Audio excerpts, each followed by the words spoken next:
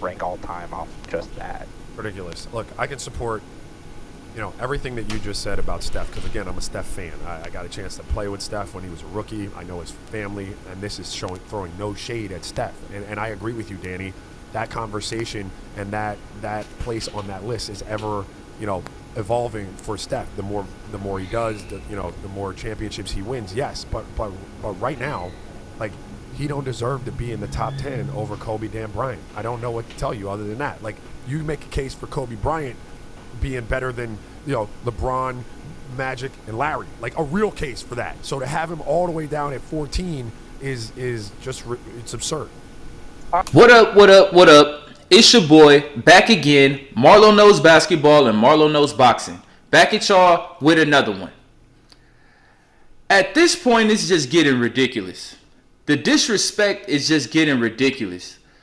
I'm pretty sure everybody's heard by now that Bleacher Report, the most trash publication in sports history, put out a hot garbage top 100 list of NBA players in which they left Kobe out of the top 10.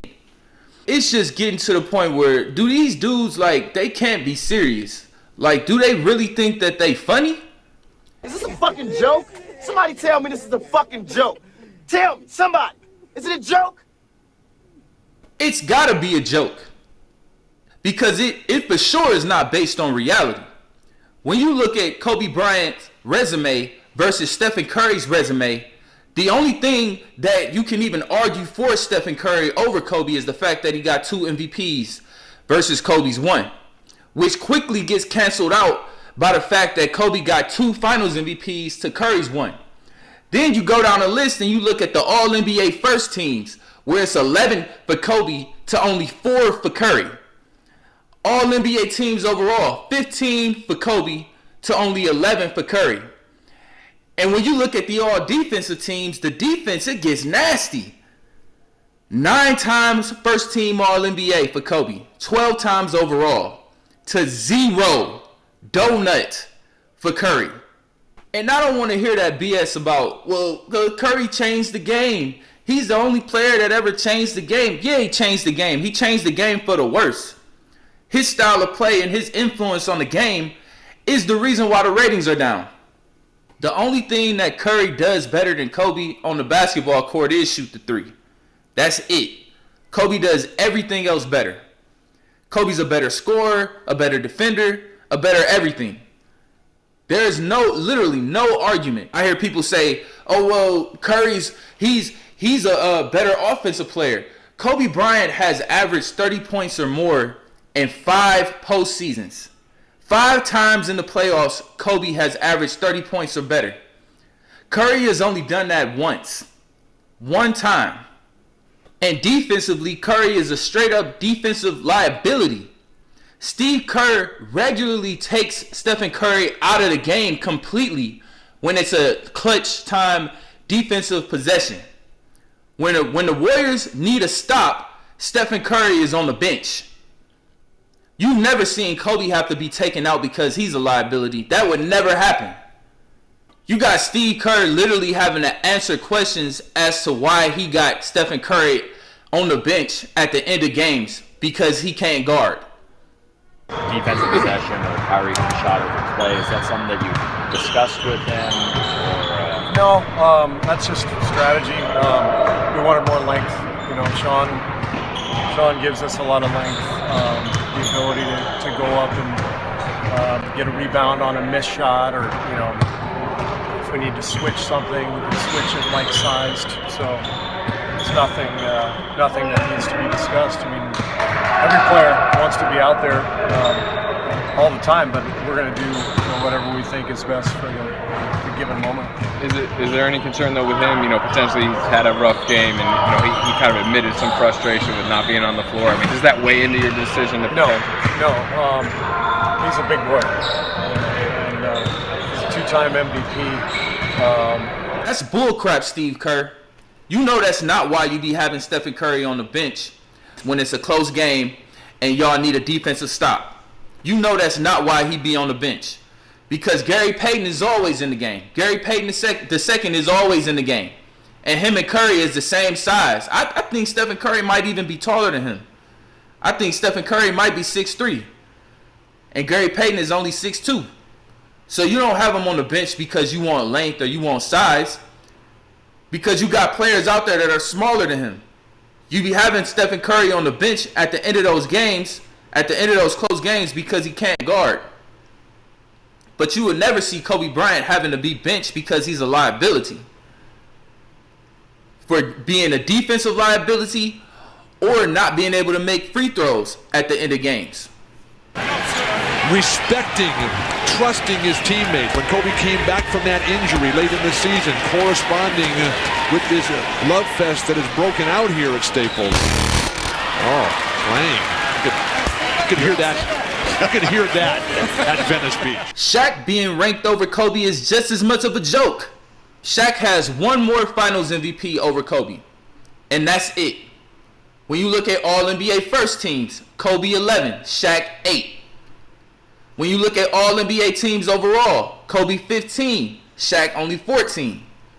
And then once again, look at All-NBA defense. All-NBA defensive first team, Kobe 9, Shaq 0. 0. All-NBA defensive teams overall, Kobe 12, Shaq only 3. And then you add that to the fact that after they split up, Kobe was able to win 2 more championships. Shaq only was able to win 1. And people act like all Shaq had was Dwayne Wade. No, he had Dwayne Wade, he had a prime Steve Nash, and he had a prime LeBron James. Kobe Bryant didn't have a top 75 teammate after him and Shaq split. Shaq had 3. And that's not including the big 3 Celtics, which I won't. Shaq was hurt that year, so I won't include that. But he had 3 legitimate top 75 teammates in their primes. Kobe didn't even have 1. Kobe still won 2 championships to Shaq's 1 after they split. And then we get to Larry Bird. Larry Legend. You know, I love Larry Bird.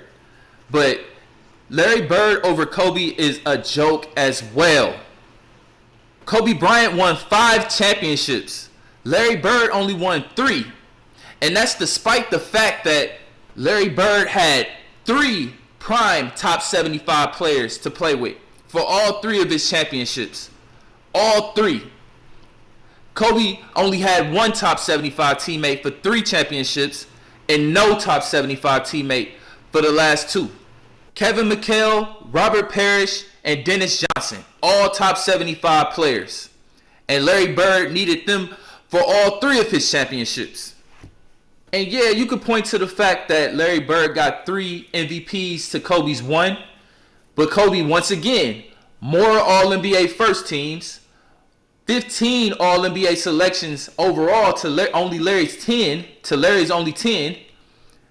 9 first-team All-NBA defenses to Larry's 0. And add that to the fact that Larry Bird never led the league in a stat. Not one season, not one time. Kobe led the league in scoring twice. So that's 2 times Kobe led the league in a stat to Larry Bird's 0. And that's adding to the fact that Kobe won more championships with less help. I was surprised to hear this. You said Kobe was the greatest Laker ever. Yeah, he is. I mean, when you think about what Kobe has achieved, you know, we both have 5 championships. He did it his way with him dominating the scoring and really putting the team on his back. And I did. Once again, Magic has already admitted that Kobe is the greatest Laker of all time. After Kobe won his 5th championship, that's what everybody was saying, that he was the greatest Laker of all time. Once again, Kobe Bryant winning his last 2 championships without a top 75 teammate. Magic not only had Kareem for all 5 of his championships, he had another top 75 teammate for more than half of them in James Worthy. James Worthy, of course, top 75, Finals MVP. Remember him? Magic also had more help than Kobe. I know the haters are going to try to say that Magic has 2 more MVPs. I know he has 1 more Finals MVP. But once again, Kobe, more first-team All-NBA selections. More All-NBA selections overall. Once again, 12 All-NBA defenses to Magic's 0. Magic, much like Stephen Curry, was a defensive liability. A defensive liability. You can go back and watch the NBA Finals. They're on YouTube. You can watch the 91 Finals. You can watch the 89 Finals, 88 Finals. You know, you can see that Michael Jordan is taking up the challenge of guarding Magic Johnson. Michael Jordan always wanted to guard the opposing team's best perimeter player. We see that from players like Kobe, like Jordan. But you think Magic Johnson's going to return the favor? Look who Magic Johnson is guarding right now. He was matched up with John Paxson. John Paxson. You got Michael Jordan and Scottie Pippen on the basketball court, and instead of you taking up the challenge, the defensive challenge, you guarding John Paxson. Complete joke. And Kobe being ranked outside of the top 10 is not even the worst of it. Bleacher Report said they had their expert employees ranking these players and putting in these votes. There was a guy that they let vote on that panel that ranked Kobe at number 18. Number 18 all time. That is by far the worst sports take I have ever heard in my life. And that's not just from media, that's from anyone breathing with a mouth. I've never heard them say anything dumber than Kobe being ranked 18 of all time. Literally the dumbest thing that I've ever heard in sports. Maybe the dumbest thing I've ever heard, period, to be honest. I honestly hope this is the last straw for sports fans and Bleacher Report. We need to stop paying attention to BS publications like this. This is literally the National Enquirer of sports. That's what Bleacher Report is. We need to stop giving them light. This will be the last time I ever address anything that Bleacher Report says, because they don't matter. They've shown time and time again that they don't know what they're doing. They have a bunch of casuals up there. They have a bunch of bums, a bunch of haters. All they trying to do is rage bait and give hot takes. That's all they doing. If it's a list, if you have an all-time list of NBA players and Kobe's not in the top 5, I don't respect it. I will say anybody that don't have Mike, Bron, and Kobe in their top 5, I really have a hard time listening to them. Right.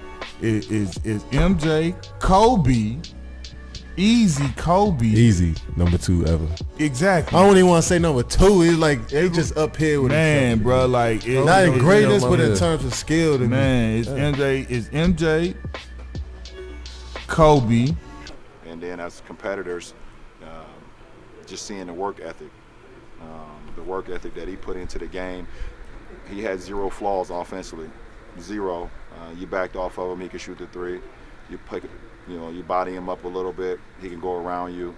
He can shoot the mid-range, he can post, he can make free throws. He had 0 flaws offensively. And, that's something that I admired as well, just being at a point where the defense will always be at bay, where they couldn't guard you at all offensively, where you just felt like you was just immortal offensively because of your skill set and your work ethic. We take it down to 2008 where we become the Redeem team. And it was a dream come true for me to be able to line up alongside of him. Just admiring him for so many years, and seeing him from afar, and then being able to be in practices with him, and me watching and learning. So on. I mean, it's just too much. It's just too much. The story is just too much. It doesn't make sense.